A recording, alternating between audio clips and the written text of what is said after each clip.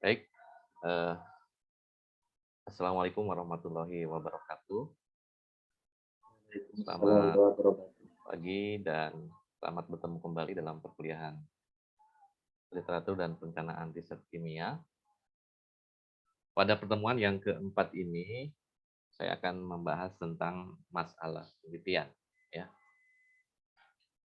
apa yang dimaksud dengan masalah penelitian dan bagaimana kita bisa mengidentifikasi dan memformulasikan masalah itu agar layak untuk diteliti. Ya, karena tidak semua permasalahan yang kita hadapi itu bisa dilakukan penelitian, ya. Tapi masalah-masalah yang apa namanya ya layak untuk diteliti itu adalah masalah yang memang memerlukan pembuktian kajian ilmiah, gitu ya. Nah, disitulah Anda harus memahami ya kriteria-kriteria yang harus dipenuhi dalam menyusun atau memformulasikan suatu masalah, ya. Karena masalah itu sebetulnya ada, ya. Tapi terkadang kita bingung atau tidak sadar bahwa itu adalah merupakan suatu masalah yang mungkin bisa diteliti oleh kita, ya.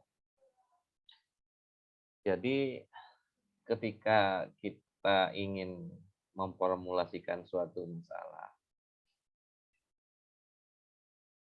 terkadang apa yang kita temui dalam kehidupan sehari-hari itu, ya,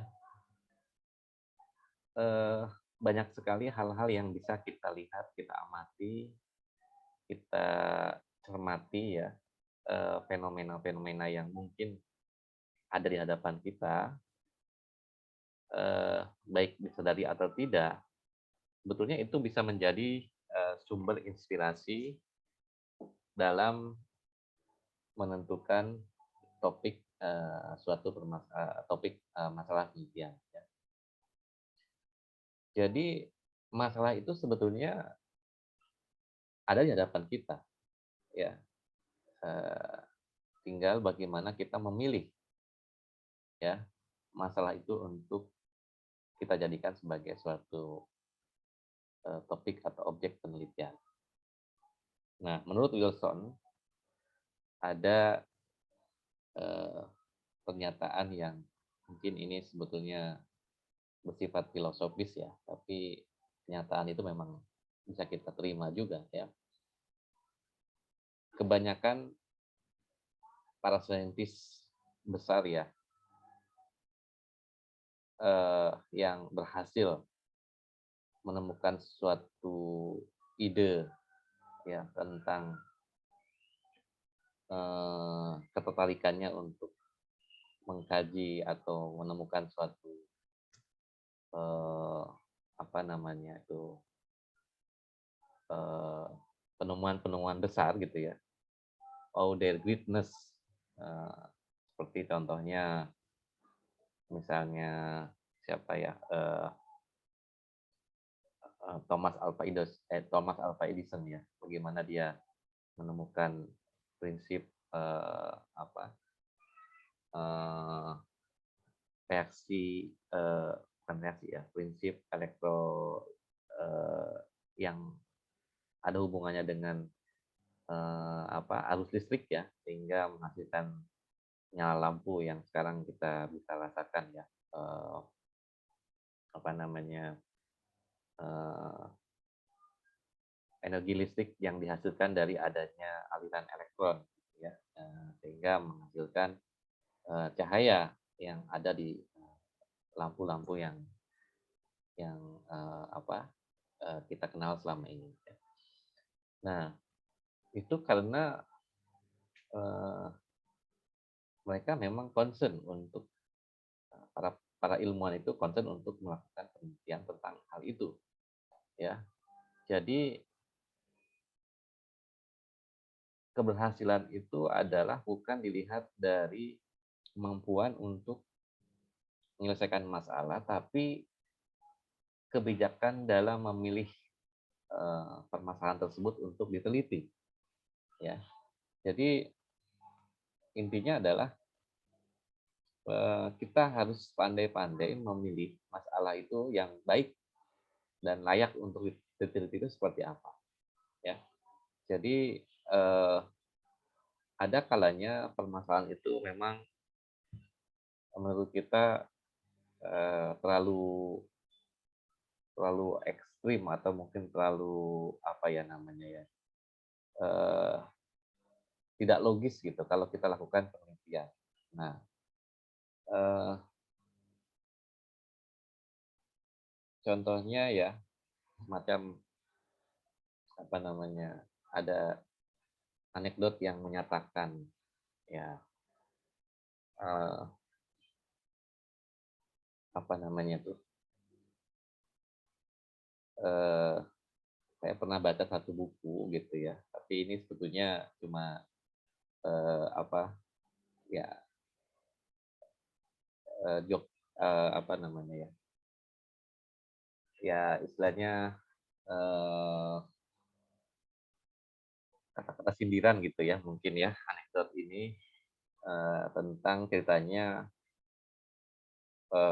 perlombaan ilmu pengetahuan antara Amerika dengan Korea Utara, ya. Nah, di mana Korea Utara itu kan termasuk negara yang sangat ambisius ya, untuk apa namanya, menciptakan satu teknologi yang apa namanya, yang sangat misalnya dalam pengembangan senjata nuklir gitu ya kan. Nah, eh, kemudian dia ingin menciptakan satu senjata yang bisa mematikan gitu kan, lebih daripada energi fisi ya, energi fisi yang dihasilkan oleh reaksi nuklir. Nah, apa sih energi yang bisa diperoleh dalam jumlah yang lebih besar daripada energi fisi? Ya, adalah reaksi fusi ya kan. Reaksi fusi itu hanya terjadi di matahari ya, karena tidak bisa apa namanya, dihasilkan di bumi gitu kan. Nah, lalu si Kim Jong Un itu meminta para eh, ilmuwannya itu untuk mengembangkan reaksi fusi itu gitu. Dan para ilmuwannya menyatakan tidak mungkin kita bisa menghasilkan eh, energi fusi yang bisa dihasilkan oleh sinar matahari, karena tidak ada satupun teknologi yang mampu untuk menghasilkan hal tersebut. Tapi karena dia memang ngotot gitu kan, ingin mengembangkan senjata tersebut, ya sudah, kalau begitu kita cari cara bagaimana kita bisa eh, apa namanya, melakukan perjalanan ke matahari. Kata si ilmuwan itu, nggak mungkin, kita nggak mungkin bisa melakukan perjalanan ke matahari. Matahari itu kan sangat panas dan tidak mungkin bisa kita jalan. Ya sudah, kalau begitu kita berangkatnya malam hari. Malam hari kan jadi sebetulnya itu adalah salah satu anekdot ya, pemikiran yang mengatakan bahwa kita bisa mencapai matahari kalau kita berangkatnya malam hari ya. Itu kan satu pemikiran yang tidak logis gitu ya. Tapi itu tidak mungkin bisa kita lakukan gitu pada dasarnya ya. Nah, jadi begitu pula dengan penelitian gitu ya. Tidak mungkin ada satu hal yang mungkin bisa kita kerjakan, ada yang tidak bisa kita kerjakan ya. Dan itu tugas peneliti itu adalah bagaimana kita mengidentifikasi dan memilih permasalahan tersebut. Karena masalah itu sebetulnya sudah ada. Ya, tinggal bagaimana kita memetakan ya pola-pola yang ada itu sehingga menjadi satu desain eksperimen yang bisa kita teliti. Ya. Nah, bagaimana kita mengidentifikasi topik atau masalah itu ya. Eh, jadi kita harus mempelajari dulu ya variabel-variabel dari masalah yang akan kita teliti itu seperti apa ya. Karena identifikasi masalah dan berbagai faktor yang terkait dengan masalah tersebut.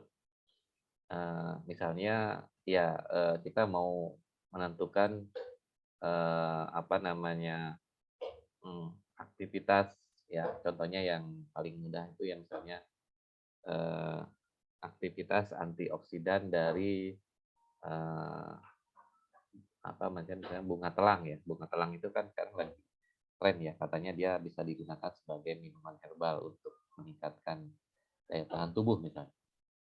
Nah, eh, apakah betul ya misalnya bunga telang itu memiliki senyawa aktif antioksidan yang mampu meningkatkan daya tahan tubuh? Nah, itu berarti kan eh, identifikasinya adalah membuktikan bahwa aktivitas antioksidan dari bunga telang itu bisa dilihat dan diukur secara eksperimen.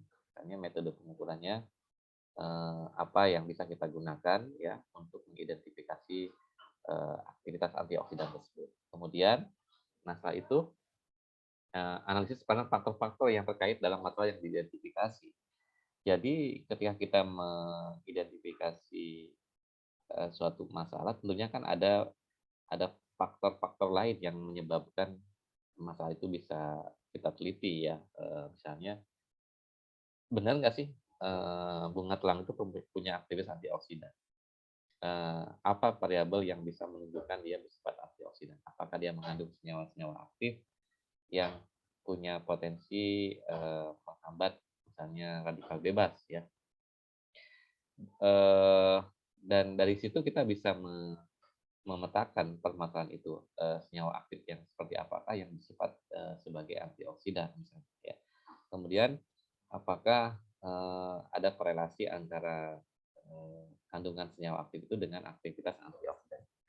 Nah, itulah langkah-langkah yang mungkin bisa kita lakukan untuk mengidentifikasi dan merumuskan permasalahan itu ya, sehingga apa yang kita teliti itu bisa di apa namanya dipahami dengan rasional ya. Jadi rasionalisasi bahwa penelitian itu diperlukan untuk menyelesaikan masalah tersebut. Jadi kelayakan suatu topik itu untuk diteliti adalah topik itu harus rasional, harus masuk akal, harus logis dan bisa diterima. Ya, nah itulah yang nanti harus Anda lakukan. Ya, memang kita tadi tidak perlu mencari masalah itu yang rumit-rumit ya, tapi carilah masalah yang sederhana tapi rasional gitu ya, yang bisa kita.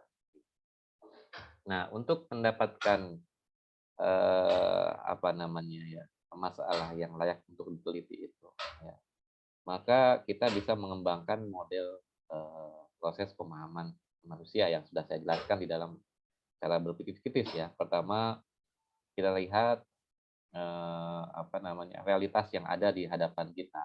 Ya. Apa yang terjadi, apa yang bisa kita dengarkan, apa yang bisa kita lihat, ya, apa yang bisa kita rasakan itu adalah hal-hal yang sifatnya realita. Ya, realita itu berarti fakta yang ada di lapangan. Nah, dari realita ini kita akan menghasilkan satu persepsi, ya, bagaimana kita menerima realita itu sebagai bagian dari proses berpikir kita, ya, sehingga nanti proses berpikir ini akan menghasilkan satu kesimpulan yang bisa didasarkan pada berbagai pertimbangan ya, opini, ya, klaim, keyakinan, kemudian pemahaman terhadap fakta-fakta yang ada itu.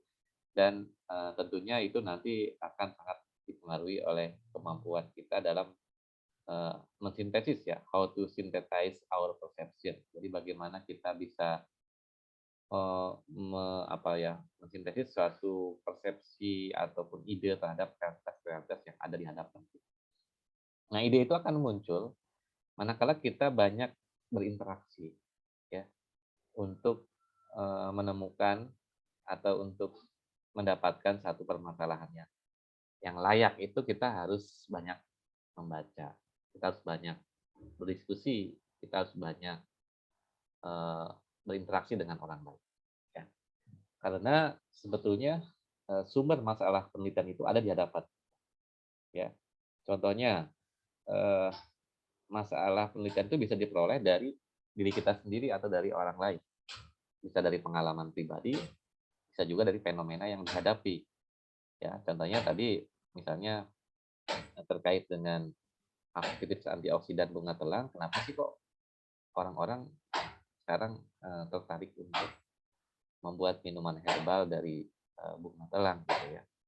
Padahal zaman dulu juga orang sudah menggunakan itu, tapi kan orang dulu tidak terlalu peduli mungkin ya dengan apa namanya khasiat daripada bunga telang tersebut ya. Nah sekarang dari fenomena yang dihadapi itu ya, maka akan muncul kan pemikiran kita, oh, ketika orang mengkonsumsi itu ternyata khasiatnya itu menurut beberapa orang misalnya ya yang dihadapi dari pengalaman pribadi bisa menyembuhkan beberapa penyakit tertentu misalnya penyakit flu gitu ya atau radang tenggorokan atau misalnya mungkin penyakit-penyakit demam dan lain sebagainya. Nah itu kan bisa kita jadikan sebagai dasar ya dari pengalaman-pengalaman pribadi itu mungkin kita bisa menyimpulkan bahwa ada sesuatu yang bisa kita teliti dari fenomena atau pengalaman yang kita lihat tersebut gitu ya. Nah, itu juga bisa terjadi kalau kita berinteraksi ya antar manusia dan lingkungan. Misalnya dengan kita melihat fenomena-fenomena yang muncul dari media ya, medsos atau dari mungkin dari internet, dari interaksi kita dengan orang selama ini gitu ya kan kita berbaur, kita bersilaturahmi, berdiskusi, berkolaborasi dan lain sebagainya. Nah, itu akan menjadi bentuk-bentuk interaksi itu akan memberikan inspirasi, ide bagi kita untuk mengembangkan suatu topik.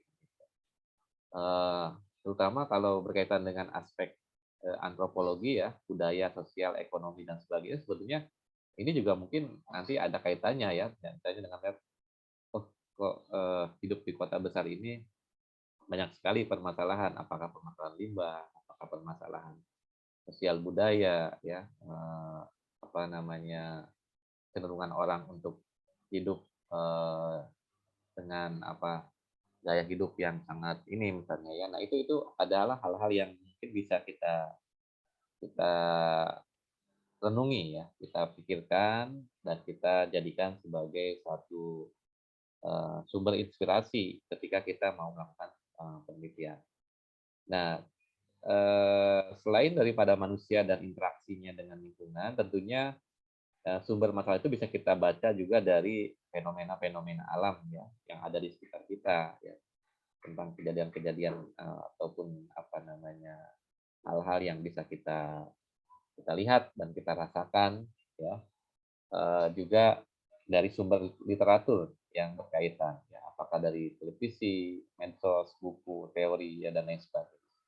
Nah itu semua tentunya akan menjadi sumber inspirasi tadi ya. Jadi realita-realita yang ada itulah yang nanti akan memberikan kita eh, gambaran ya, memberikan kita eh, persepsi ya, ide-ide yang nanti akan bisa kita kita serap, kita pilih, kita pilah dan kita eh, pertimbangkan apakah dari setiap fenomena yang kita hadapi itu bisa dijadikan sebagai sumber masalah penelitian ya.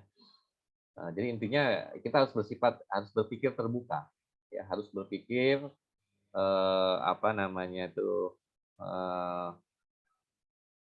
ya ketika kita menemukan satu permasalahan itu kenapa kok bisa seperti itu, jadi ada rasa penasaran, ada rasa keingintahuan terhadap fenomena-fenomena yang ada tersebut ya.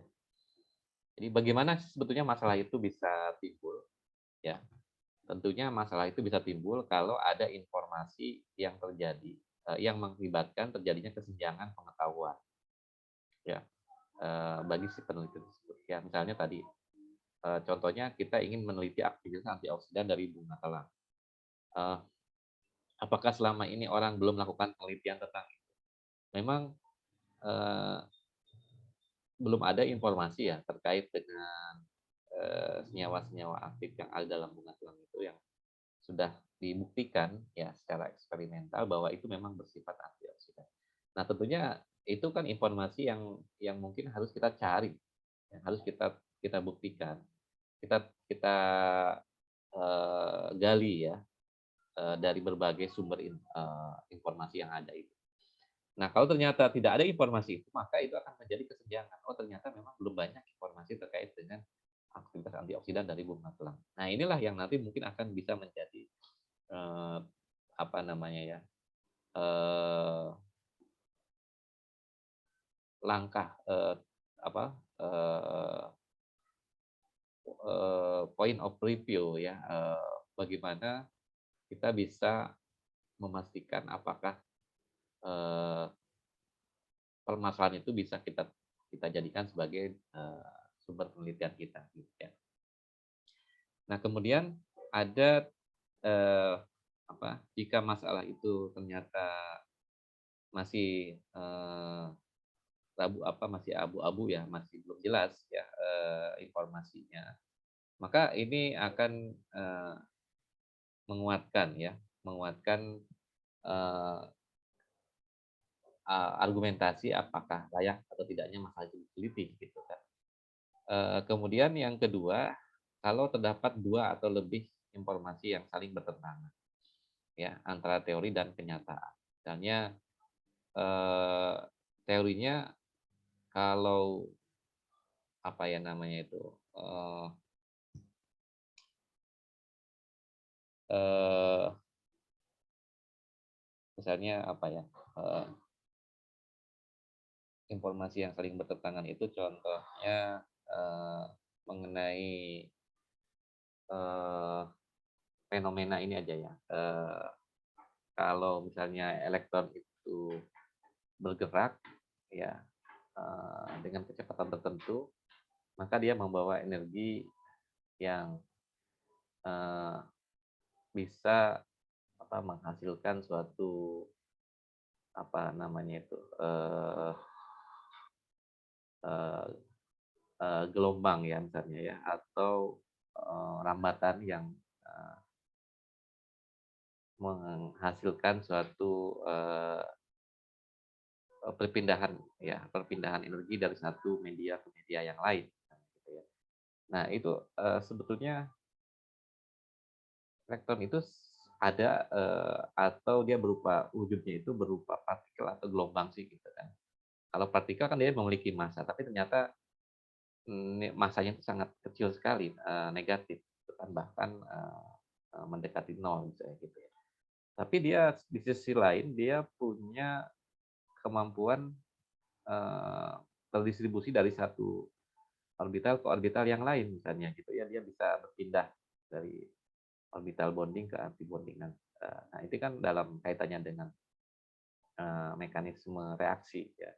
Itu menunjukkan bahwa ternyata ada fenomena yang menunjukkan bahwa ternyata elektron itu adalah suatu gelombang karena dia bisa memancarkan energi dengan apa namanya panjang gelombang tertentu gitu ya. Nah, di sini ada sifat-sifat yang bisa kita lihat dari keberadaan elektron itu dia merupakan dualisme dari gelombang dengan partikel gitu ya. Partikel sama seperti foton gitu ya. Foton cahaya matahari itu sebenarnya dia partikel atau gelombang sih. Nah, itu kan pembuktian yang sekarang diteliti ya antara teori dengan kenyataan. Ternyata kenyataannya ya foton itu kalau mengenai suatu misalnya materi tertentu, contohnya misalnya dalam proses fotosintesis ya, maka energi yang dibawa oleh si foton tadi akan ditransfer ke senyawa yang ada di permukaan daun itu untuk mengalami proses reaksi kimia ya atau reaksi fotokimia. Nah, dari sini maka apa namanya ya cahaya matahari itu tidak murni dia merupakan suatu gelombang yang tidak membawa apa namanya ya, partikel tertentu yang tadi disebut sebagai foton.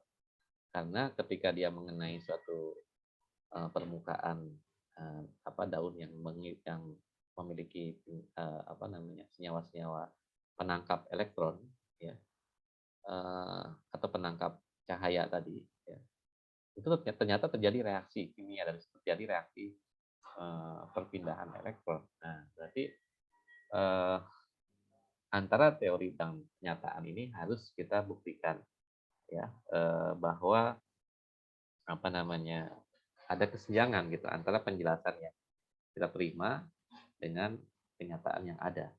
Walaupun di sini mungkin fenomena itu tidak bisa kita buktikan secara langsung, gitu ya, karena kita kan tidak bisa melihat energi foton itu dalam bentuk partikel karena sangat kecil ukurannya. Tapi fenomena yang ada ternyata menunjukkan kalau dia punya sifat sebagai partikel yang membawa energi, gitu kan. Nah, itu yang mungkin harusnya kita kita apa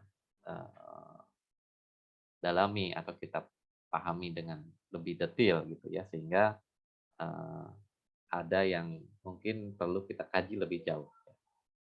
Nah, contoh yang lain adalah misalnya kenapa suatu zat itu bisa bersifat tadi antioksidan. Oh, ternyata dia punya kemampuan untuk mendonorkan elektronnya kepada senyawa yang bersifat radikal gitu ya sehingga yang tadinya dia bersifat radikal menjadi netral dengan adanya donor elektron dari senyawa antioksidan tersebut. Nah, apakah fenomena itu bisa kita lihat secara langsung ya melalui suatu pembuktian ilmiah? Kan kita tidak bisa melihat melihat elektron itu didonorkan dari satu senyawa ke senyawa lain. Tapi apa yang kita bisa lihat di situ adalah perubahan misalnya apa namanya ya warna yang dihasilkan misalnya ya ketika suatu zat itu direaksikan dengan senyawa radikal, kemudian kita amati dengan menggunakan peralatan tertentu, ya senyawa yang bersifat aktif antioksidan itu dia akan mengalami misalnya perubahan warna ketika direaksikan dengan eh, senyawa di PPH misalnya. Ya, tapi kalau yang eh, aktivitasnya itu rendah, ya perubahan warnanya tidak muncul misalnya. Nah, itu kan fenomena-fenomena yang mungkin bisa kita amati dan kita bisa lihat setelah kita melakukan eksperimen. Benar nggak sih senyawa ini bersifat antioksidan atau tidak?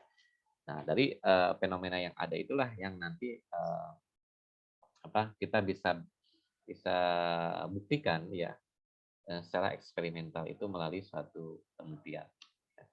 Jadi sekali lagi masalah bisa timbul kalau ada informasi yang menyebabkan terjadinya kesenjangan pengetahuan atau ada fenomena yang gejala yang belum bisa dijelaskan secara teoritis atau secara ilmiah.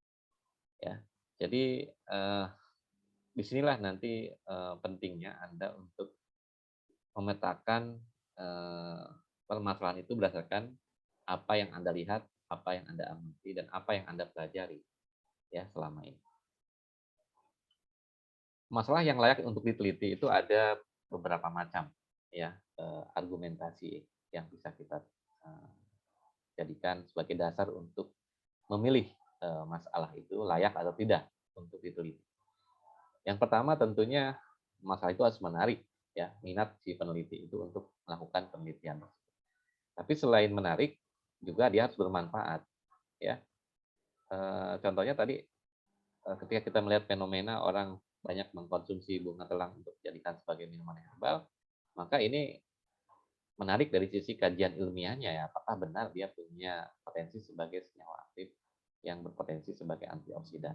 Dan ketika kita melakukan penelitian itu nanti akan memberikan informasi yang lebih lengkap ya bagi pengembangan misalnya produk-produk pangan fungsional gitu ya di situ apakah atau produk-produk nutrasetikal yang dimanfaatkan dari tanaman-tanaman yang ada di Indonesia misalnya ya contohnya seperti itu.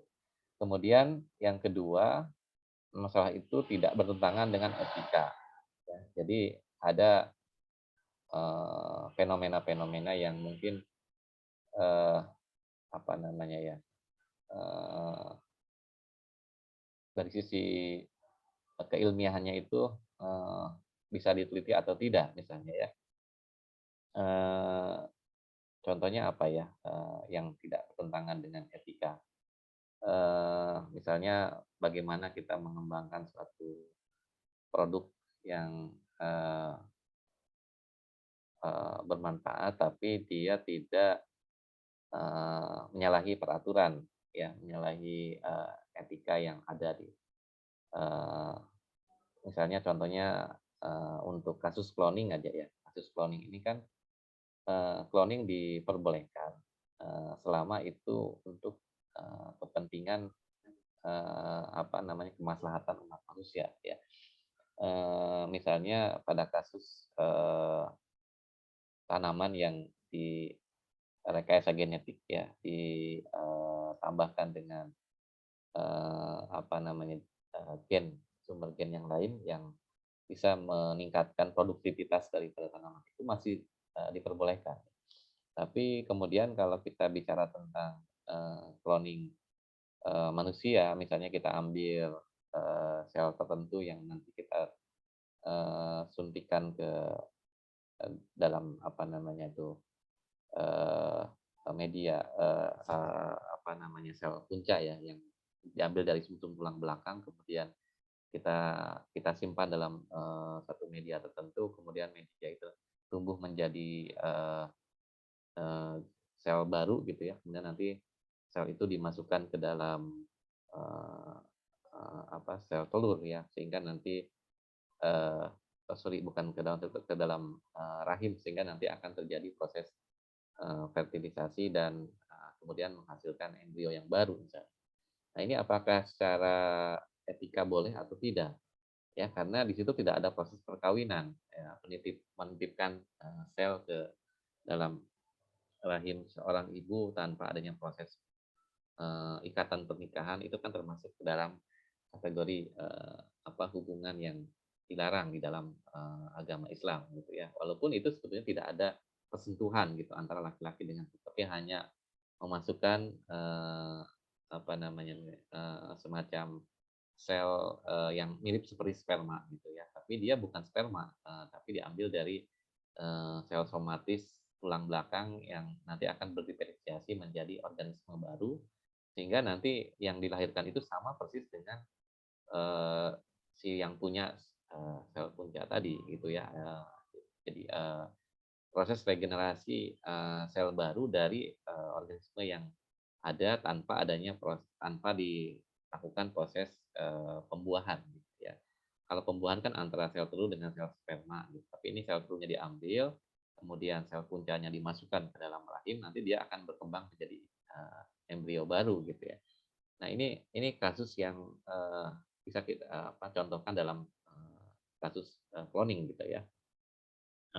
Atau mungkin apa namanya bayi tabung gitu ya. Bagaimana menghasilkan fertilisasi pembuahan antara sperma dengan ovum tapi di luar apa namanya di luar rahim gitu untuk meningkatkan eh, apa kemungkinan orang-orang yang misalnya dia tidak bisa punya anak ya mandul gitu ya tapi dimodifikasi apa namanya sel spermanya atau sel ibunya itu sehingga dia bisa terfertilisasi dan bisa menghasilkan individu baru di luar daripada sistem apa pembuahan yang konvensional gitu ya.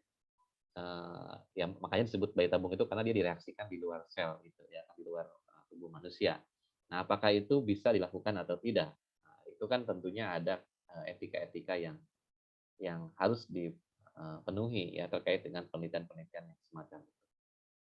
Kemudian yang ketiga, intinya ya penelitian itu tidak digunakan untuk merusak apa namanya kemaslahatan ataupun ya tadi garis keturunannya tidak jelas gitu kan jadi ya. Atau dari sisi syariat Islam tidak diperkenankan gitu ya. Kemudian contoh yang lain adalah misalnya penelitian yang terkait dengan pemanfaatan organisme tertentu yang itu bisa menyebabkan terjadinya apa namanya ya, ya contoh kasus sekarang kan beberapa negara besar itu sedang mengembangkan. Mungkin ya, ini kita akan memprediksi adanya senjata biologis misalnya yang dihasilkan dari organisme tertentu yang nanti itu bisa menyebabkan kematian massal gitu ya ketika itu disebarkan ke dalam satu populasi.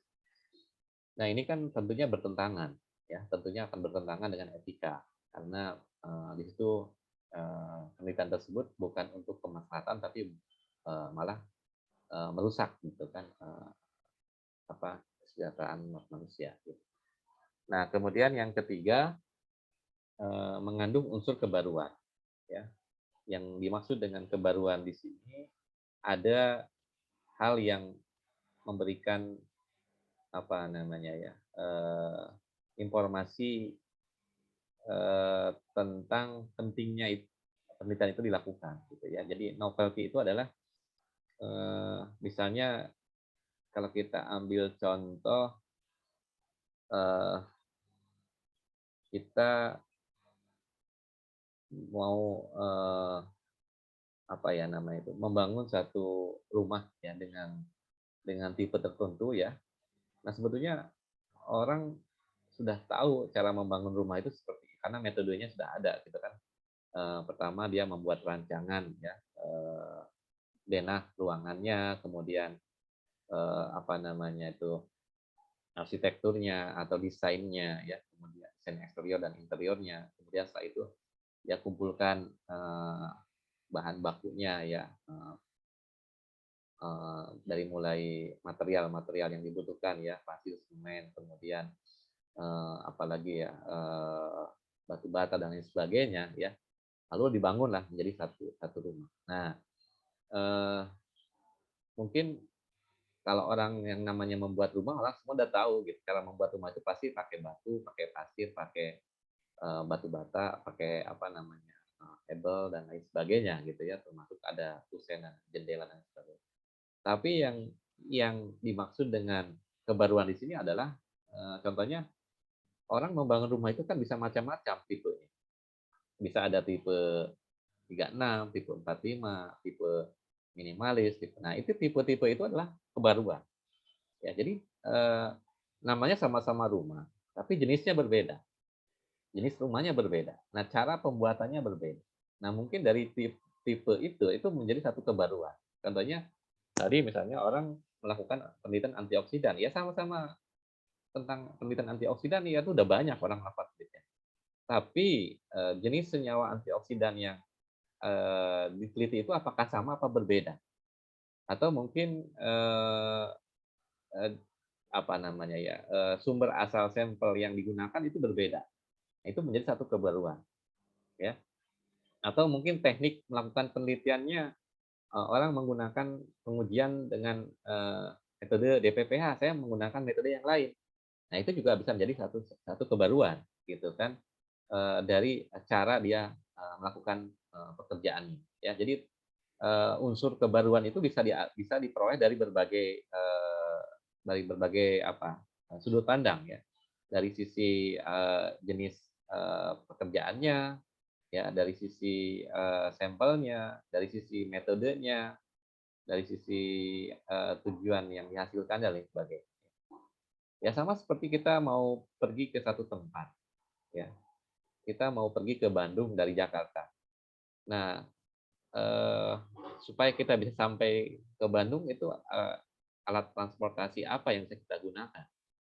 Kita bisa menggunakan motor, mobil, kereta api, atau pesawat misalnya. Ya. Nah, ketiga-tiganya bisa kita lakukan. Ya. Tergantung kita punya apa namanya. Kalau naik pesawat berarti kan kita harus beli tiketnya dulu gitu kan, kita harus punya uang dan kita harus pergi ke bandara dulu. Tapi kalau naik motor ya kita bisa tinggal beli bensin, kita pakai motor sendiri, tapi kita nggak bisa masuk jalan tol karena motor nggak bisa lewat tol. Ya. Nah, kalau mobil mungkin bisa lebih cepat ya karena kita bisa masuk ke jalur yang lebih cepat misalnya menggunakan jalan tol gitu ya. Oh, kereta api bisa lebih cepat lagi gitu ya. Kalau ada kereta api cepat ya mungkin dalam waktu 2 jam dia sudah sampai ke Bandung gitu kan. Kalau lewat tol belum tentu karena bisa macet dan lain sebagainya. Nah, itu tentunya cara yang bisa kita lakukan ya untuk mencapai tujuan. Itu bisa dengan berbagai cara ya. Bahkan jalur alternatifnya bisa kalau naik kendaraan pun kan bisa lewat jalan tol Cipularang gitu ya. Bisa juga lewat Puncak, bisa lewat Sukabumi. Ya itu kan jalur-jalurnya bisa berbeda-beda. Nah, unsur kebaruan itu bisa dilihat dari berbagai aspek tadi, ya. Dari cara kerjanya, dari apa namanya jenis sampelnya tadi misalnya kita mau pakai alatnya, pakai mobil, pakai motor, itu kan bisa beda-beda ya. Nah, itulah yang disebut sebagai apa namanya kebaruan atau novelty gitu. Sama kita juga membangun rumah gitu ya, tipe rumahnya bisa berbeda, jenis materialnya mungkin berbeda gitu kan. Kemudian apalagi ya, bentuknya, mungkin desainnya. Nah, itu juga menjadi satu kebaruan tentang. Lalu yang keempat, selain mengandung unsur kebaruan, ya, masalah yang layak diteliti itu harus bisa diuji dan diukur secara eksperimental. Karena sejatinya penelitian itu kan kita menggunakan suatu alat ukur yang nantinya bisa apa namanya ya, membuktikan ya kebenaran daripada eh, apa hipotesis yang kita buat ini harus diukur dan diuji ya secara eksperimental dan itu dalam penelitian yang eksakta ya biasanya pengujian itu bisa dilakukan ya menggunakan beberapa pendekatan metode tertentu ya atau desain penelitian tertentu ya sehingga nanti di sini harus dikembangkan ke dalam rancangan eksperimental yang sistematis dan terukur. Jadi penelitian ini bisa dilaksanakan kalau ada rancangan eksperimental, ada skema kerja, ada desain penelitian. Dan desain penelitian ini juga harus sistematis dan terukur. Terukur itu artinya berarti dia menghasilkan satu data. Ada data yang bisa kita peroleh, ada informasi yang bisa kita lihat, yang kita dapatkan dari adanya pengukuran metode tersebut yang dilakukan secara eksperimental. Nah, ini yang perlu kita perhatikan ya. Jadi setiap masalah itu layak atau tidaknya diteliti itu kalau dia punya rancangan eksperimental yang sistematis dan terukur. Jadi kalau rancangannya tidak sistematis, tidak terukur, gimana kita bisa membuktikan apa namanya fakta-fakta yang kita jadikan sebagai sumber masalah tadi ketika tidak punya alat ukur yang bisa membuktikan ya validitas daripada data yang kita akan hasilkan ya. Nah, tentunya perancangan ini juga nanti membutuhkan suatu pendekatan teoritis yang saling terkait dengan apa yang kita kerjakan ya. Jadi untuk membangun rancangan eksperimental kita juga harus memahami ya. Contohnya tadi ketika kita punya permasalahan tentang aktivitas antioksidan dari sampel bunga telang ya. Bagaimana kita bisa membangun rancangan eksperimen yang bisa membuktikan bahwa memang bunga telang itu punya aktivitas antioksidan. Maka kita harus membuat ya pendekatan pertama kita lakukan sampling, kedua kita isolasi senyawa aktifnya, lalu kita uji aktivitas antioksidannya dengan metode tertentu ya. Dan disitulah nanti data itu bisa kita peroleh dan terukur ya sehingga bisa menghasilkan kesimpulan benar bahwa bunga itu memiliki aktivitas antioksidan. Kemudian yang keenam, sesuai dengan kemampuan dan sumber daya yang ada. Nah, ini juga tentunya perlu dipertimbangkan, terutama bagi mahasiswa yang akan melakukan penelitian S1 ya. Levelnya itu kan penelitian itu harus disesuaikan juga dengan kemampuan sumber dayanya dari sisi waktu, biayanya ya kan waktu penelitian S1 dibatasi, tidak harus bertahun-tahun penelitiannya, mungkin 6 bulan, paling lama 1 tahun selesai. Jadi penelitiannya jangan terlalu rumit. Judulnya jangan terlalu sukar untuk dicarikan apa namanya ya desain eksperimennya. Jadi harus yang sederhana, tapi juga dia punya kebaruan, punya novelty yang bisa kita angkat dan bisa kita jadikan sebagai sumber masalah tersebut. Kemudian yang kedua dari sisi alat pendukung ya, kadang-kadang beberapa penelitian itu juga harus dipertimbangkan eh, apakah ada fasilitas pendukung yang bisa digunakan untuk melakukan penelitian tersebut, misalnya gitu ya. Contohnya apa ya? Contohnya misalnya saya ingin menentukan varian eh, sekarang kan lagi apa ya namanya tuh, pandemi dari COVID-19 ini sudah mulai muncul varian-varian baru misalnya. Nah, varian-varian baru itu dilihat dari apanya sih? Dari perbedaan sekuen genom yang ada di dalam masing-masing virus tersebut. Apakah dia sudah mengalami mutasi atau tidak? Nah, untuk melihat ada tidaknya mutasi itu kan berarti kita harus melakukan pengujian dengan menggunakan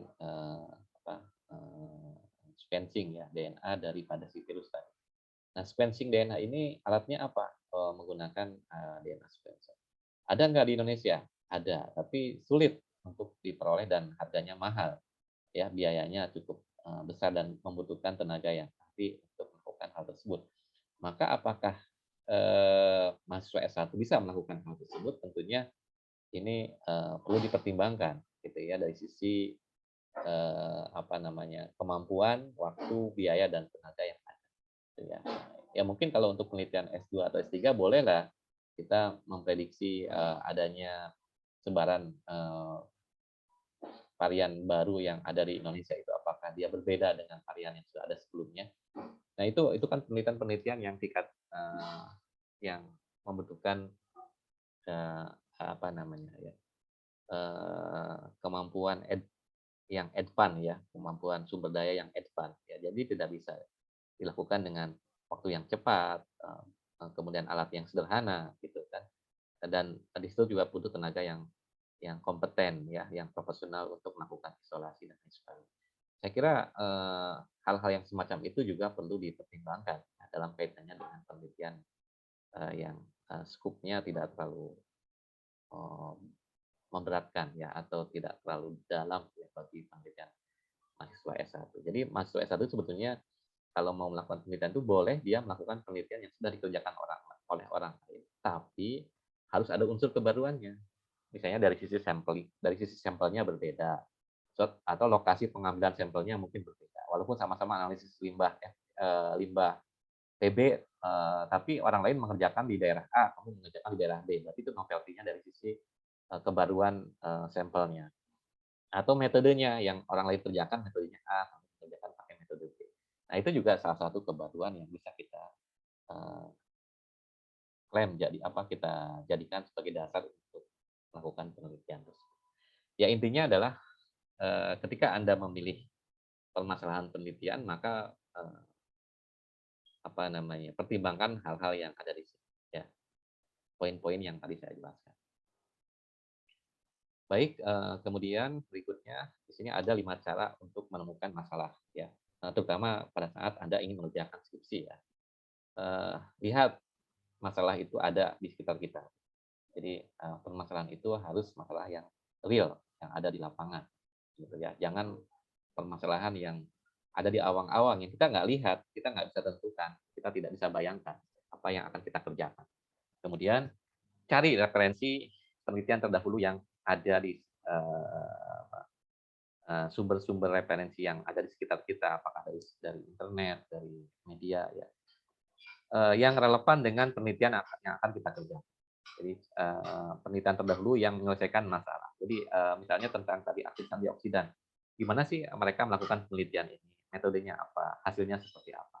Nah, penelitian-penelitian terdahulu di sini artinya adalah state of the art, ya, pendekatan-pendekatan penelitian yang memiliki kemiripan atau kesesuaian dengan apa yang kita kerjakan. Ya, kemudian dari situ temukan novelty-nya, masalah penelitian yang belum terselesaikan. Jadi di mana masalah yang belum dikerjakan oleh orang lain. Ya, jadi disitulah yang nanti kita akan jadikan sebagai dasar untuk perumusan masalah. Lalu buat kajian pustaka, referensi yang mendukung, ya kumpulkan semua informasi-informasi yang Anda peroleh terkait dengan penelitian tersebut, lalu buatlah masalah inti penelitian. Ya, itulah yang nanti harus Anda lakukan, ya. Kemudian sekarang kita masuk ke perumusan masalah, ya. Jadi apa sih yang dimaksud dengan rumusan masalah itu, ya? Rumusan masalah itu adalah suatu pertanyaan yang akan dicari jawabannya, ya, yang akan dicari jawabannya melalui suatu pembuktian eksperimen. Jadi contohnya tadi, ya, apakah benar bunga telang itu punya aktivitas antioksidan? Bagaimana kita bisa membuktikannya secara eksperimental?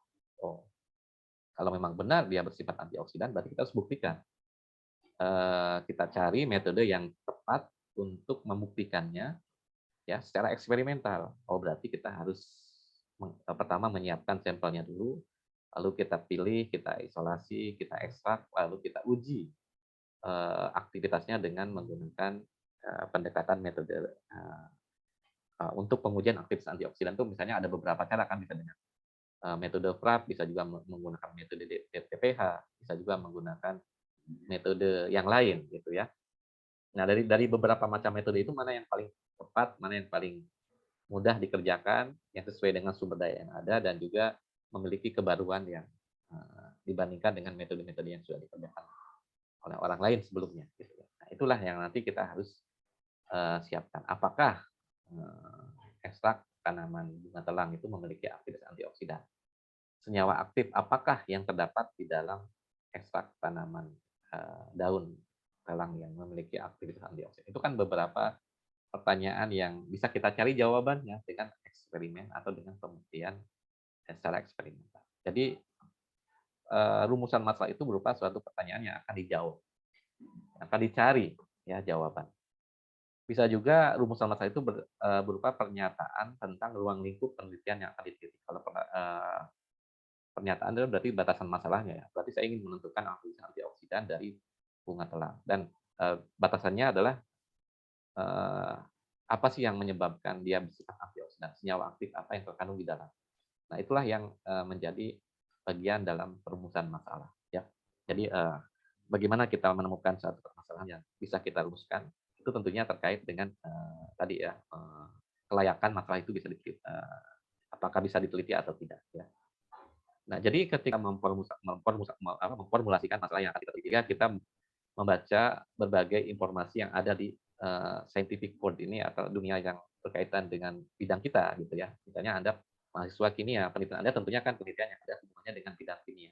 Nah, dalam dunia penelitian bidang kimia, informasi apa yang bisa kita peroleh terkait aktivitas antioksidan dari tanaman tertentu? Maka kita secara deduktif, dari setiap permasalahan itu kita rumuskan masalah yang kira-kira layak diteliti itu bagaimana. Ada hipotesisnya, ya. Apakah benar bahwa tanaman itu memiliki aktivitas antioksidan? Senyawa yang memiliki aktivitas antioksidan dalam ekstrak tanaman tersebut, kecenderungannya kemungkinan dia memiliki misalnya gugus polar, atau dia memiliki struktur senyawa fenolik, gitu, atau apa, ya, karena dari referensi yang kita peroleh, senyawa antioksidan itu banyak itu bisa kita kembangkan dari scientific world. Jadi dari apa yang sudah kita peroleh, apa yang sudah kita baca, dari jurnal-jurnal yang kita teliti, yang kita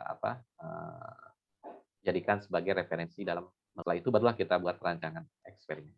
Nah, itulah sebetulnya bagaimana kita bisa mengidentifikasi proses identifikasi suatu permasalahan itu, ya.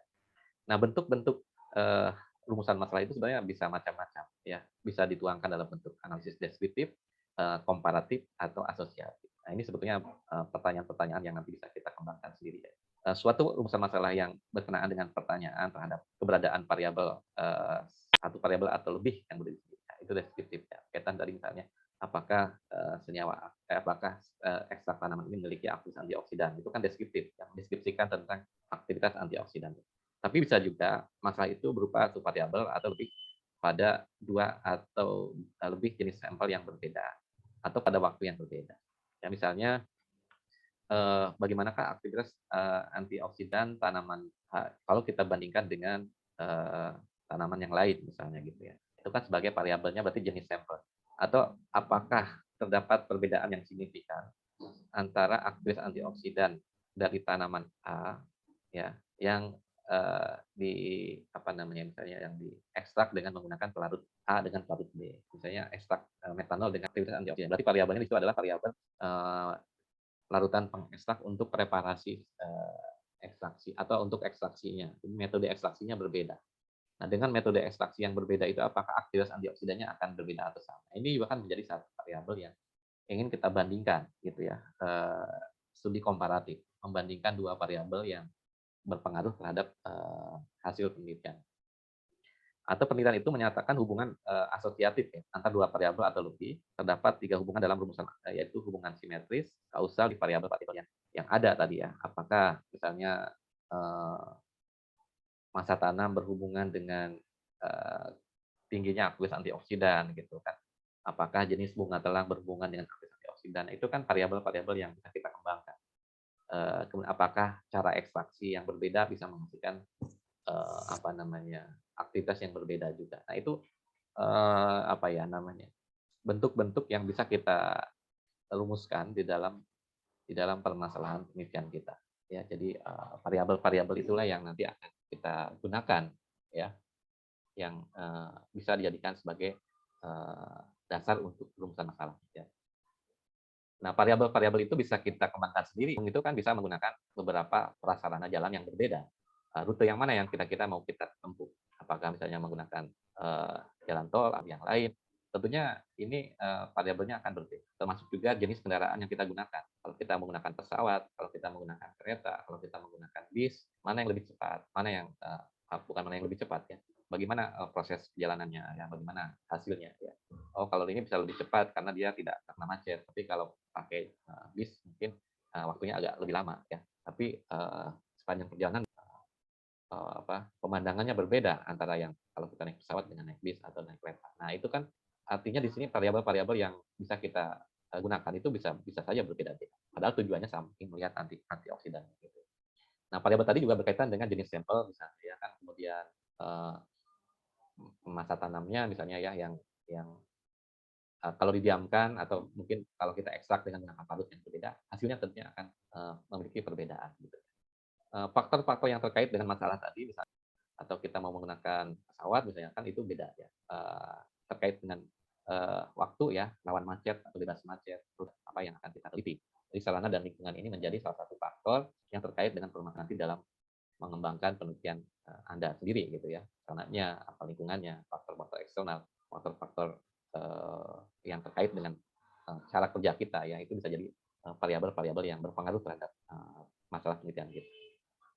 Nah, keberhasilan identifikasi suatu masalah itu sangat tergantung pada intelektualitas peneliti. Apa yang dimaksud dengan intelektualitas? Berarti di sini Anda perlu kemampuan berpikir kritis ya, untuk bisa mengidentifikasi masalah itu yang baik itu seperti apa. Nah, kemampuan berpikir kritis di sini sangat dipengaruhi oleh kebiasaan Anda, ya. Kemampuan pola pikir Anda mempertimbangkan berbagai aspek, ya, dalam mencari suatu kesimpulan, ya, memutuskan suatu hal itu dengan mempertimbangkan berbagai variabel atau hal-hal yang saling terkait, ya. Kemudian tidak cepat mengambil kesimpulan, tapi kita melihat perbedaan-perbedaan yang ada di antara variabel-variabel tersebut dan kemudian kita cari solusinya ya. Itulah yang berkaitan dengan intelektualitas ya. Kemudian keberhasilan identifikasi masalah juga sangat bergantung pada informasi dan pengalaman yang dimiliki oleh peneliti terhadap masalah tersebut. Jadi informasi ini sangat penting ya. Jadi bagaimana kita mau memiliki persepsi terhadap realitas yang ada, tentunya itu didasari pada kemampuan Anda dalam menggali informasi yang terkait dengan apa yang Anda teliti. Oleh karena itu tadi sangat penting Anda melakukan studi literatur ya ketika Anda akan merumuskan suatu permasalahan atau akan mengidentifikasi suatu permasalahan. Yang ketiga, dalam ketiadaan informasi, masalah penelitian tidak mungkin dapat diidentifikasi dan dirumuskan. Jadi nggak mungkin masalah itu muncul dengan sendirinya, datang dengan tiba-tiba tanpa kita mencari ya sumber referensi yang mendukung ataupun yang berkaitan dengan apa yang akan terjadi. Sehingga dengan demikian eh, apa namanya itu, studi literatur itu menjadi hal yang sangat penting. Atau kita berdiskusi, ya mencari sumber referensi dari berbagai hal yang terkait, ya baik itu melalui pengamatan langsung, atau mendengar dari berita, atau membaca, atau melihat dari penelitian orang yang sudah dilakukan. Itu semua adalah informasi yang bisa kita jadikan sebagai dasar pertimbangan bagi kita untuk merumuskan permasalahan. Ya, jadi sekali lagi masalah itu ada, tapi tidak mungkin muncul kalau kita tidak mencari referensi yang terkait. Ya, jadi disitulah nanti keterampilan Anda untuk memilih dan memilah masalah yang baik untuk dilakukan dalam penelitian. Nah, untuk itu maka saya nanti minta Anda untuk merumuskan atau mengidentifikasi permasalahan yang ada di sekitar Anda, ya berdasarkan informasi dan pengalaman yang sudah Anda peroleh, baik di dalam kampus atau di luar perkuliahan. Identifikasi masalah apa yang paling mungkin atau layak untuk dikembangkan menjadi rancangan penelitian. Formulasikan masalah tersebut dengan baik. Ya, jadi silakan Anda cari berbagai referensi, berbagai sumber informasi, berbagai hal, ya fenomena yang Anda lihat, pengalaman yang pernah Anda peroleh, apapun yang bisa Anda lakukan, ya terkait dengan bagaimana kita bisa memformulasikan suatu masalah yang layak untuk diteliti. Itu yang mungkin harus Anda buat ya dalam materi kita yang ketiga ini. Saya minta Anda latihan untuk membuat atau menyusun suatu permasalahan dalam kaitannya dengan penelitian tugas akhir. Oke, sampai sini apakah ada pertanyaan yang perlu didiskusikan atau mungkin teman pribadi silakan. Kira-kira saya punya topik seperti ini Pak, apakah layak untuk diteliti atau tidak? Silakan. Kita buka sesi tanya jawab.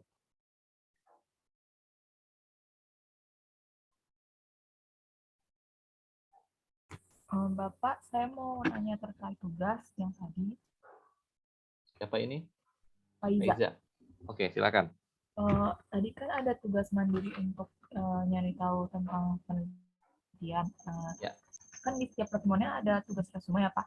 Apakah Ya. itu di ini juga Pak resumenya? Apa hanya tugas mandiri yang? Iya.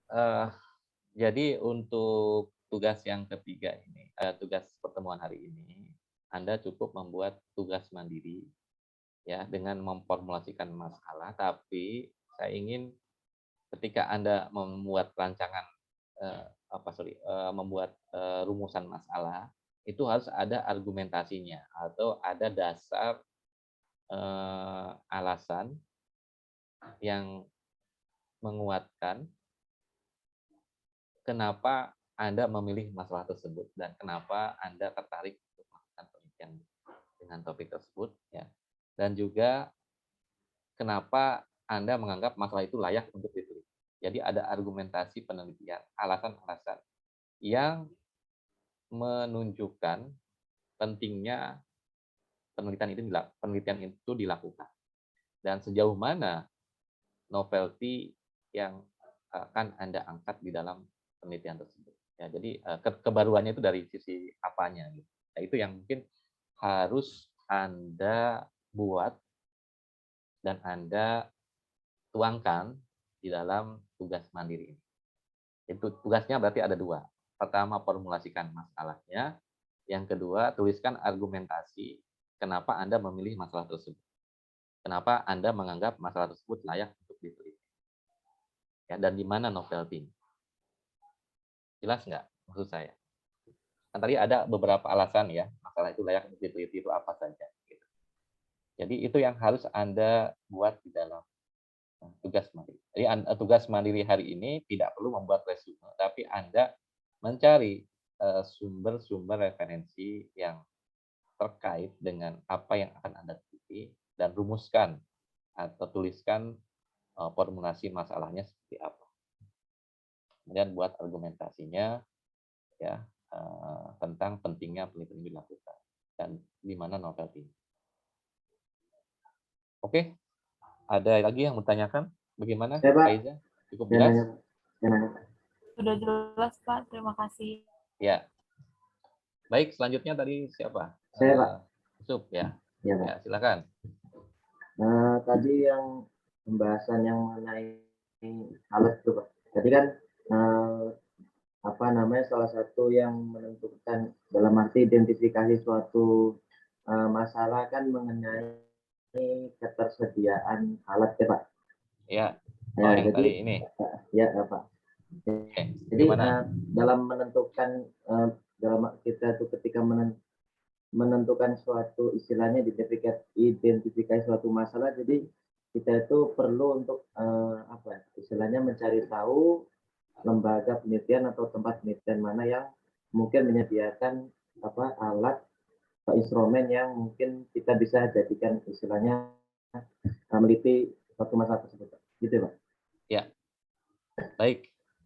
Jadi pertimbangan terkait dengan ketersediaan alat pendukung ya sebagai sumber daya penelitian itu memang juga menjadi salah satu faktor ya apakah masalah itu layak untuk diteliti atau tidak. Ya, kelayakan di sini artinya kan berarti kemampuan sumber daya yang ada ini kira-kira bisa nggak sih kita melakukan penelitian tersebut ya sesuai dengan apa namanya ketersediaan daripada alat pendukung. Sebetulnya kalau kita bicara tentang alat-alat pendukung ya, ya seperti contohnya tadi untuk melakukan sequencing, misalnya untuk melihat varian-varian baru dari virus COVID-19 yang ada di Indonesia. Mungkin di negara kita belum ada alat yang yang betul-betul bisa meneliti sampai hal yang detail ya, misalnya ya tentang urutan itu harus dikirimkan ke negara lain misalnya.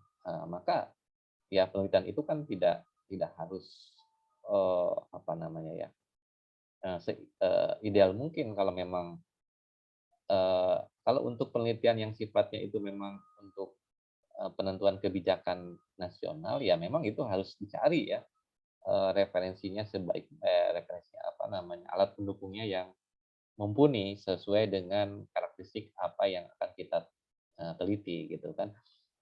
Mungkin kalau bagi Depkes itu menjadi hal yang sangat krusial kan untuk menentukan satu apa namanya kebijakan baru apakah ini boleh apa namanya istilahnya sekarang level ppkm-nya itu diturunkan misalnya atau sekarang sudah masuk fase new normal di mana orang berkeliaran itu tidak perlu lagi menggunakan masker karena itu dianggap yang tadinya pandemi menjadi endemik misalnya gitu. Nah ini kan terkait dengan apa ya namanya ya penelitian-penelitian yang semacam itu adalah penelitian-penelitian yang tidak yang membutuhkan kemampuan dan sumber daya yang tidak sedikit gitu ya dan tidak murah kan artinya ya. Nah kalau itu dilakukan oleh mahasiswa S1 kan nggak mungkin. Ya, pertama butuh biaya yang besar, yang kedua tenaga yang profesional, yang ketiga alat-alat pendukungnya juga tidak semudah yang kita kerjakan hanya menggunakan PCR misalnya. Tapi kalau Anda hanya ingin menentukan misalnya kecenderungan apa namanya sih apa namanya ya kasus COVID yang terjadi di Indonesia itu didominasi oleh varian yang mana sih misalnya. Itu kan sebetulnya tidak memerlukan pengujian secara langsung pun Anda bisa mengolah dari data sekunder yang ada gitu kan. Nah, jadi kita tinggal mencari referensi dari berbagai sumber internet lalu kita tentukan lalu kita lihat pola-pola yang ada itu seperti apa dari awal pandemi sampai sekarang gitu. Dan itu terjadi transmisi lokal atau transmisi dari luar misalnya. Itu kan sebetulnya data-data seperti itu bisa kita olah dari data pendukung yang ada di internet misalnya. Dan itu tidak perlu alat-alat yang canggih. Nah, itu mungkin bisa kalau penelitiannya hanya sebatas itu. Jadi sesuaikan dengan kemampuan dan sumber daya yang ada. Maksudnya adalah apakah penelitian ini bisa dikerjakan dalam waktu yang relatif cepat, tidak terlalu membutuhkan biaya yang besar, tidak membutuhkan tenaga yang sangat-sangat profesional, dan juga alat pendukungnya mungkin ya kalaupun harus melakukan pengujian di laboratorium yang sifatnya peralatannya itu peralatan yang tidak terlalu advance, yang tidak terlalu mahal dan lain sebagainya. Mungkin kalau kita mau melakukan pengujian dengan PCR masih memungkinkan, atau dengan GCMS atau dengan PCR masih memungkinkan, ya berarti itu sesuai dengan kemampuan sumber daya yang ada tadi, gitu ya. Jadi itu sangat apa ya? Contohnya seperti yang sekarang. Dulu untuk mahasiswa S1 saya tidak meminta mereka sampai pengujian penentuan struktur misalnya untuk senyawa organik yang diisolasi sampai mereka dapat isolatnya ya, sampai mereka dapat senyawa tunggal, kemudian mereka uji dengan menggunakan NMR dan lain sebagainya. Itu sebetulnya kalau untuk skala S1 menurut saya tidak terlalu jauh gitu, tapi cukup sampai mendapatkan senyawa tunggal, kemudian dicek kemurniannya, kemudian dicek apa namanya, misalnya pakai pengujian LC-MS atau GC-MS itu sudah cukup. Tapi kalau kita sampai ke penentuan struktur itu sebenarnya udah mungkin kalau sampai ke NMR, apalagi sampai pengujian NMR 2 dimensi dan itu ya itu mungkin levelnya udah lebih tinggi. Tapi kalau memang Anda bisa mengerjakannya dalam waktu yang relatif singkat, misalnya 6 bulan selesai, ya nggak ada masalah gitu ya. Jadi kita memberikan batasan-batasan minimal. Tapi kalau mahasiswa itu bisa mengejar dalam waktu yang ditentukan itu sesuai dengan kapasitas sumber daya yang ada ya, baik dari sisi biayanya tidak memberatkan, tenaganya juga mungkin Anda sudah memahami mekanisme reaksi seperti apa, ya itu akan sangat baik sekali kan ya untuk dilakukan. Jadi kalau untuk mahasiswa S1 batasan minimalnya cukup. Tapi kalau bisa lebih ya lebih bagus. Cuman jangan sampai turun dari nilai batasan minimal tadi. Misalnya contohnya apa ya? Kita mau menguji analisis limbah dengan AS ya. Kemudian Anda sampling, lalu Anda uji dengan AS, dapat data misalnya kadar PB dalam air limbah yang diperoleh dari misalnya apa namanya daerah tertentu ya yang kita sampling adalah sekian. Nah, apakah itu cukup itu untuk dijadikan sebagai dasar untuk menyusun skripsi? Ya, ternyata kita harus perhatikan, kita di situ tidak hanya ingin mengembangkan, kita hanya tidak ingin membuktikan apakah air limbah itu mengandung limbah PB atau tidak, tapi juga kita harus melihat metode yang kita gunakan itu valid atau tidak. Berarti kita lakukan validasi di situ. Nah, itu kan variabel penelitian yang bisa kita kembangkan. Ya, kemudian jenis limbahnya kalau di daerah A dengan daerah B, gitu ya. Misalnya kita mengambil dari beberapa titik lokasi sampling, bagaimana sebaran air limbahnya. Nah, itu juga kan menjadi variabel-variabel yang bisa kita kembangkan. Jadi tidak hanya sekedar kita nguji selesai, gitu. Tapi kita juga harus mempertimbangkan dari berbagai aspek variabel-variabel yang mungkin bisa kita hubungkan satu dengan yang lain. Nah, itulah yang dimaksud dengan kemampuan dan sumber daya yang ada. Ya, oke, mungkin seperti itu ya. Jadi kalau memang tidak ada alatnya, kemudian kita pengen melakukan penelitian itu, walaupun terkesan misalnya Anda memahaminya, tapi Anda tidak punya sumber daya yang ada di situ, apalagi alatnya tidak memungkinkan, ya jangan dipaksakan juga gitu. Ya, masih ada alternatif-alternatif yang bisa kita lakukan, gitu kan. Dulu saya misalnya pernah meminta mahasiswa untuk melakukan sequencing asam amino untuk hasil isolasi peptida bioaktif. Tapi karena berhubung biayanya lumayan mahal ya pada saat itu kita harus membayar sekitar 4 juta per satu kali sampling, per satu kali injeksi ya menggunakan LC-MS ya quadruple MS sampai kita dapatkan urutan asam aminonya. Ternyata biayanya sangat mahal. Ya udah, mahasiswa itu tidak kita minta sampai sejauh itu. Jadi cukuplah menentukan bobot molekulnya dan memprediksi senyawa peptidanya seperti apa dari sisi misalnya paling enggak kan komposisi asam amino bisa ditentukan dengan menggunakan HPLC misalnya. Nah, itu alternatif-alternatif yang bisa kita apa namanya ya, sesuaikan dengan kemampuan sumber daya yang ada. Ya. Oke, jadi seperti itu ya. Bagaimana, Yusuf? Ya cukup Pak. Oke, kamu sudah punya topik penelitian? Banyak sih Pak. Cuma baru dipikir banyak. Ya, harus banyak baca lagi ya. Idenya Kalau kamu ya sudah punya Pak. ide, silakan cari referensi yang mendukung terhadap ide kamu itu seperti apa. Baik, ada lagi yang lain? Silakan.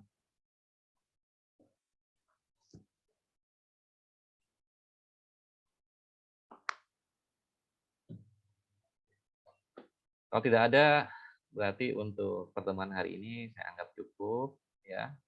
Silakan tadi sekali lagi Anda cari ide ya dari pengalaman yang Anda peroleh, dari sumber referensi yang Anda baca, dari apapun yang Anda lihat untuk dijadikan sebagai rumusan masalah penelitian ya. Kemudian berikan argumentasi yang tepat ya, kenapa Anda memilih masalah tersebut. Dan Anda anggap apakah masalah tersebut Anda anggap layak untuk diteliti atau tidak. Nah, di situ nanti kita akan diskusikan di pertemuan yang akan datang. Ya, terima kasih atas perhatiannya. Jangan lupa ya, screenshot bukti kehadiran Anda hari ini yang nanti dilampirkan di dalam tugas Anda.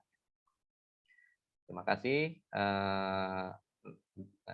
Nanti tugasnya dikumpulkan di kolom tugas AIS ya. Sampai ketemu lagi minggu depan. Assalamualaikum warahmatullahi wabarakatuh. Waalaikumsalam warahmatullahi wabarakatuh.